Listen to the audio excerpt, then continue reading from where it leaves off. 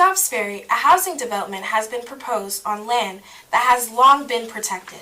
Gus Creech takes a look into how village residents and the developer have responded to the controversy. A century ago, here in Dobbs Ferry, many streets were drawn on paper maps but never actually built, until now. One of these paper streets is now planned for development. The Knoll, a 1.2-acre wooded area, has long been a subject of debate in the village of Dobbs Ferry. In 2005, the village board passed a resolution permanently demapping many paper streets in Dobbs Ferry, including the paper street on the Knoll. The resolution was recently proven invalid by the village board, allowing development plans to continue. Many village residents worry over the uncertainty of the development. The land serves as an extension to the During Estate, a 76-acre nature preserve directly adjacent to the Knoll. When neighbors living next to the Knoll discovered the potential for development, they took action. In late 2023, Daniel Verges formed Protect the Knoll along with other residents in Dobbs Ferry. Now, the group is fighting the development. They currently have a petition to stop the process that has amassed over 300 signatures. TBN spoke to Daniel Verges on the goals of the group and why it is important to maintain undeveloped land in Dobbs Ferry. The goal of the group is to prevent the development and to conserve the area forever with conservation easements or other ways to protect this nature area forever.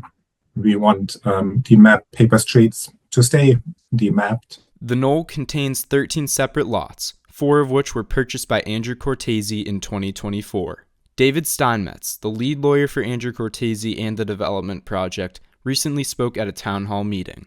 The meeting's agenda was to consider the potential downsides of the proposed development. TBN spoke with Mr. Steinmetz on concerns and questions surrounding the project. His goal is to ultimately develop 4 houses, 1 house on each of the 4 lots, and they would be consistent in size and nature to the homes that surround this area. Steinmetz says that the process to get the houses approved is thorough and precise. No one is getting anything approved without going through, at a minimum, an exhaustive and comprehensive land use planning, zoning, engineering, and environmental review. He acknowledged the concern regarding the development as well as the confusion with the 2005 resolution that demapped many of the paper streets in Dobbs Ferry. The village never owned the Knoll. It never accepted or took dedication of the road. And if it doesn't take dedication and it doesn't own the road, it can't demap the road. The issue here is balancing somebody's property rights, Mr. Cortese's, against those of the neighbors, and doing it in a safe and environmentally sensitive fashion. The development that we are proposing, that my client is proposing, would incorporate a number of environmentally sensitive and sound engineering practices that would protect the environment. For residents like Allison Eggleston, the proximity to nature was a reason she and her family moved to Dobbs Ferry. About 3 years ago, we moved. Our street is called Briery Road, and we have just, not too many feet away from us, a beautiful 70-acre nature preserve. And the nature preserve was, for us, one of the biggest draws to this neighborhood. She worries that the development would worsen already significant flooding in the area and set a dangerous precedent for the village. And this proposed plan would significantly alter the watershed of the existing terrain. They've already marked over 100 established trees to cut down. So what you see us walking on right now, this is essentially where the developer wants to build a road, and it's between 2 properties where my family lives and where our neighbors live.